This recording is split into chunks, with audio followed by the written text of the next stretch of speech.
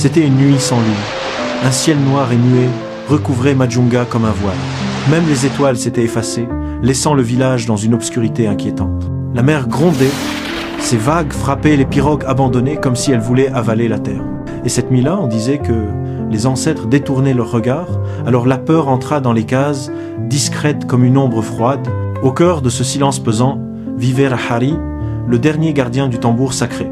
Ses cheveux blancs brillaient comme des fils d'argent sous le feu, et ses yeux portaient la mémoire de générations.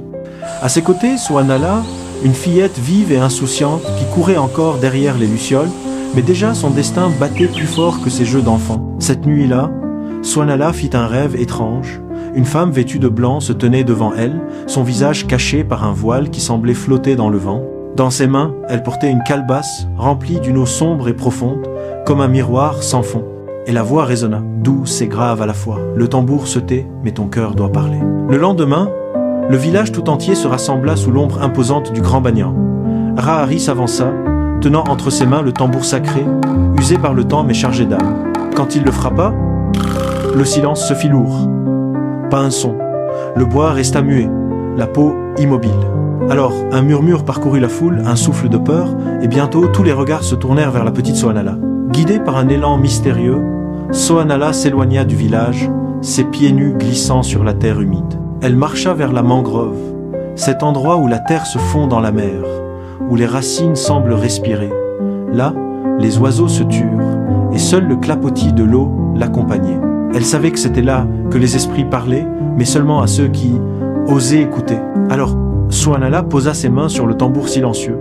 Elle ferma les yeux, et au lieu de frapper, elle chanta. Sa voix, fragile d'abord, monta comme un souffle, puis devint plus claire, plus forte, emplie d'un courage inattendu, et soudain, la mer se calma, les étoiles revinrent briller dans le ciel. Ce n'était pas le bois ni la peau du tambour, mais le chant de son cœur qui avait réveillé les ancêtres. Alors, le village s'agenouilla devant l'enfant. Certains pleuraient, d'autres priaient, tous reconnaissaient le miracle. Rahari s'approcha, ses mains tremblaient d'émotion. Il serra Souanala contre lui, et dans ce geste, il comprit l'héritage qu'il portait depuis toute une vie n'était plus le sien. Le tambour n'était plus qu'un objet. La véritable force vivait désormais en elle. Les traditions ne vivent pas seulement dans les objets ou les rituels. Elles vivent dans ceux qui osent les porter, les incarner et les transmettre. Parfois, l'héritage le plus précieux n'est pas ce que l'on reçoit des anciens, mais ce que l'on ose donner de soi, de son cœur, pour que la mémoire des ancêtres continue de respirer à travers le temps.